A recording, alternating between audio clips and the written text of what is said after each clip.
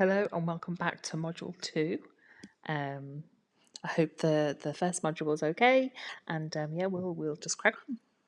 So, any questions about the subject matter, please drop into the group and we can discuss it afterwards. And again, all the material is my own. Please be respectful, and obviously I'm sharing this with you, but please don't share it beyond this group if that's okay. So, the agenda for this session, we are going to cover where do crystals come from, what is energy, what is a crystal, how do crystals work, what are the benefits, energy in the body, and the magic of water and intention setting. So, what is energy and why it matters? So, scientists have confirmed everything in the universe is made up of energy, vibrating and oscillating at different rates.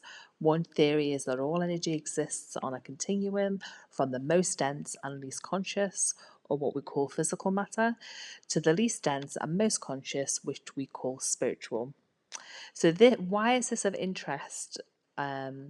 For people who are wanting to learn more about crystals? Well, because crystals work at an energetical level with both the physical matter of the body and the electromagnetic energy of the energy field which surrounds and interprets the physical body. Understanding this will help you understand why crystals can help your development on many different levels, from the physical to the mental, emotional, and spiritual aspects of each individual. So I'm sure you must have heard of the slit experiment in quantum science, and I think we touch upon that in the course, but it's a really interesting experiment. It's not definitive, but it really gives us food for thought. So scientists basically fired atoms at two splits, and initially the atoms behaved as predicted. However, the scientists changed how they observed the experiment, and mind-blowingly, the atoms changed their behavior depending on how it believed it was being observed. In addition, further experiments found atoms can be in two places at once. So the experiment indicates that at the very core of the universe, which is made up of atoms, has a form, if you like, of conscious awareness. This is what the theory is kind of leaning towards. Obviously, it's not definitive. Everything is very much theory, but more importantly, we are, the universe is made, it suggests the universe is conscious, it has an awareness, and atoms can be in two places at once. But more important, we are atoms and are basically the universe full of atoms, which I would consider has this divine intelligence from the fact that, the atoms knew when it was being observed. So there's this I would say what I call divine intelligence. But I want you to hold that thought just for a second. So I just want to touch upon Dr. Emoto, water and intention setting. And again, I find this experiment really fascinating. So Dr. Emoto has done extensive studies on how exactly our thoughts and our intentions can alter the shape and structure of water. He put water as a living conscious on the map for the scientific world. He showed us how water is an energy capable of more than we ever imagined. The power of human thoughts, sounds, and intentions on water is one of the greatest discoveries of our times. His work makes us question if water is affected by words and intentions and energies. What about human beings who are made mostly of water? Meaning what we say to ourselves and others matters, as it has again this divine intelligence. This is the same for crystals. They transfer their vibration to water. So there was another gentleman called Marcel Vogel, and he did the same similar experiment whereby he shook the water with a crystal in it, and the water took on the structure of the crystal. And this, with a combination of what I previously mentioned about the slit experiment, is the foundation of how we start to think about intention setting. And we will talk more about this a little bit later on. But I want you just to take a moment to look at the image. We know in the Druid tradition that what we say and how we say it is really important, because it really comes from the core and the soul of us, and how we passes through our vocal cords has structure and has form and intention. So, this for me, this image really describes that. So if you can, this is water before a prayer and water afterwards, and you can see the water really takes on this sacred geometry and this sacred pattern. Whereas, if you say something like hate or have an intention of you know not very pure, not pure, maybe that's not the right word, but if you say words like evil to it, it takes on a different form, like more of like a sludge, because we know it's not that the water knows the language. What it knows is intention, because they did this experiment using the Dr. Emoto's Japanese, so they used Japanese words, say like love, hate, evil, and then they repeated this experiment in other languages, and the results were the same. So it's not about the actual physical language; it's the intention and the feeling and the energy behind those words that the water is really picking up on. And this experiment as well has been backed up by Ukrainian scholars, who also, because when an experiment like this, it always, it gets discussed, then they have to redo the tests again, and a Ukrainian scientist backed up this experiment. You would have also seen this experiment when you have plants, where they talk lovely to a plant and it thrives. You say horrible things to a plant and it withers. You ignore a plant and it even just, curls up and, it kind of dies. So it really just shows the power of all those intentions. So now that we've just thought about that, keep those things in mind when we're talking about crystals in general. But where do crystals come from? So when I first came to crystals, this is like my, I really did think about this. Where do they come from? So I thought I'd put this in here. But when molten rock cools and rises, mineral-laden solutions flow, and combined with the pressure and heat, crystals form and grow.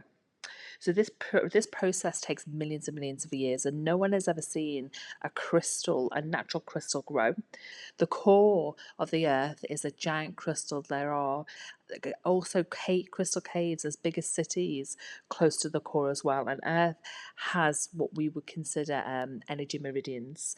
But so when we think about these pictures, just for a second, the very top one is a man-made crystal, and it's been created in the lab, but it gives this idea of, shows the idea of a seeded crystal. When we look to the bottom image, where we have the cave of selenite. So, as I say, this selenite cave is in Spain, but they've found recently that's kind of close to the Earth's core, a cave that's as big as Mexico that's full of crystals. Now, we always have this pretty idea that the Earth has got these strict layers that kind of move through the ground, and that's obviously not necessarily the case, because there are other, there's pockets of crystals growing. And what happens as the earth and the mantle starts moving to the top surface, you've got that whole cycle and that whole process. So the crystal caves and everything else and other crystals will start working up to the top surface. And if you look at the crystal here at the top, which is an amethyst, this is one that's moved to the top surface and it's been mined, and it's a natural quartz that's been taken from the topsoil. So, and that's kind of like that whole cycle, because, rocks move up, they go back down again, back into the mantle. So it's like a whole, and this process takes absolutely millions of years. So that for me itself, when I think about crystals, they've had this long journey moving through the earth and growing, and they've not only got to grow, then they've also then got to move through the planet and come to the top surface. So when I've got a crystal in my hand, I really do think about that process and all the nicks and all the marks and all the history of its life that's moved through the ground. Really just kind of I feel really connected to that journey, and they feel really ancient. um, so generally, what is a crystal? So, put simply, they are a natural solid made from minerals, and the special thing about them is their precise atomic arrangement, allowing for sacred geometry and a stable vibrational resonance and their energy. So, meaning they are a 3D expression of what we call sacred geometry. But for me, they are a gift from Mother Earth, and they're also an expression that crystals have a unique energy signatures that can communicate its purpose. And if we are still long enough, we can hear the whispers and its vibration expressing universal divine energy intelligence. So, in essence, they are energetic beings that have been here for millions of years, vibing with the universe with a conscious awareness. So, as I say, millions of years they're growing. You know, we can't necessarily hear them, but they've got their own level of silence and their own, just because they're not loud in some ways doesn't mean that they haven't taken on the energies and the frequencies of their journey as they're moving through the land. And they're also a part of that bigger system. When we think about the land of the soil, trees, the roots, the mushrooms, crystals itself, they're all a part of that whole system. And it's really important to remember this, because when we think about grounding ourselves on the planet, we're in nature, and the crystals are a part of that system as well. So how do they work? So matter vibrates at different frequencies, and all matter vibrates, not just crystals. Humans are a collection of vibrations because we're made up of many parts, i.e., the heart vibrates at a different rate to the brain. But because crystals have this fixed atomic structure, their vibration are stable, and because of that, they have what's known as a low state of entropy. Entropy is the tendency for us to go towards disorder, which, due to crystals' geometric perfection, have a very low entropy. They resist disorder, which is unlike humans. So, for instance, the environment can affect our entropy, knocking us off balance, such as a rainstorm, a new moon, because we're so easily influenced by external things. Therefore, crystals in our environment help us reduce our entropy, boosting our health to help us harmonize in the environment. So, using crystals as a tool taps into the Earth's natural energies as we sit on the biggest crystal of all, which is Mother Earth, which it has an iron-based crystalline structure at its core. And basically, we also resonate with them as well. So, when we think about the resonant tuna fork experiment, where something's vibing and then the other one will come up, will vibe at the same frequency without even touching it. We, in some ways, it works that. So as humans, we have.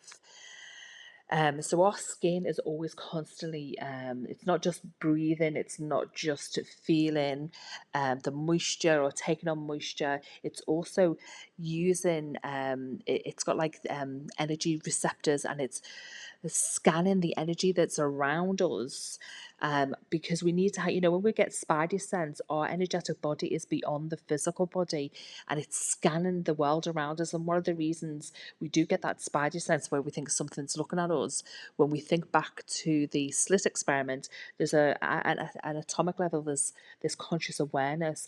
So when we our bodies, when we get a crystal and we really, when we say that word, oh, I really resonate with this crystal, it's because you've made an energetic connection, and the frequency of that particular crystal really resonates with you. So I know it's a bit of a mouthful, apologise. So we'll go on to the next slide. So one of the benefits of using crystals, so generally they help promote emotional and spiritual balance. Through their unique frequencies, they can help to restore, maintain balance of the mind, body, and spirit.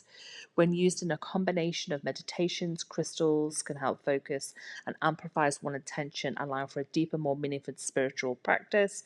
And this is really great. They are really fantastic at helping us in our ritual work as well, because they really help to amplify our intention and have a more of a deeper and a more meaningful a more spiritual practice.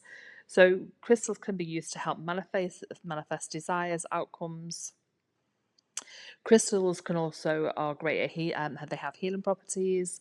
They can be used to reduce pain, inflammation, stress, and help relaxation. But they can also be used to protect against negative energies and entities as well. And I think that's really important in terms of doing ritualistic work, is making sure that we intentionally keep everything clean, and that we're doing it for clear intentions. If you're setting up a ritual without really thinking about your intention and what it is that you're doing, it can become a little bit chaotic. And I feel like crystals can really help you keep grounded, but also set up an intentionally protective space. So they can, as again, they can help you shield you from any negative energy or influence that may be in your environment. So I also want to talk a little bit about chakra work. So depending on which tradition you study, there are 145 chakras in the body. But generally, we tend to, in the West, we use the Western version, which is the New Age 7 to 11 chakra system, which was really introduced into the mainstream in the 80s. And it was based on a Victorian man's work where he went to India, and then, there was lots of systems that he came across in terms of chakra work, and being a linear, he put this linear system in place, which is this New Age 7 to 11 chakra system.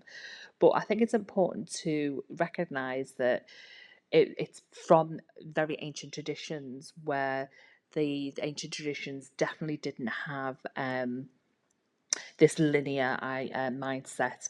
There's lots of different chakras, and I've found that when I'm actually doing work, that there's chakras, there's energy centers that I'll come across that are beyond the 7 to 11 system. But I would really invite you to learn more about the different chakra systems, because it will only help you in any of your practices with whatever whatever it is that you're doing. But you know, I also just, so for this purposes, when you think about the chakra, it's not just on top of the body, it's a core, and it runs along the spine, and it's shaped like a spinning vortex, and they connect to the energy meridians and the aura. So we have energy meridians, which are like the veins, the energy veins of the body, that go from the chakra system through the body, then connect to the aura, and then further out into the energetic body, which is about 12 centimeters beyond your fingers. And the root chakra is the first chakra formed. Each chakra is linked to the aura. So when blocked, overactive, or underactive, we see personality traits. We can feel physically different, and much more. But using crystals can help balance your chakras and help improve our overall well-being. So let's have a little look. So yeah, that's all I wanted to say about the chakras, but I would really invite you to explore a little bit more about the cultural origins of the different chakra systems. And also, as well, it's believed that the earth has chakras, and I think Glastonbury in Somerset, I think that's a heart chakra. Quote me if I'm incorrect, but as I say, I'm sure it's known as the heart, the heart chakra of the globe. But if I'm wrong, definitely put it in the comments. So that's kind of drawn us to the end now. So thank you very much for listening to part 2, module 2.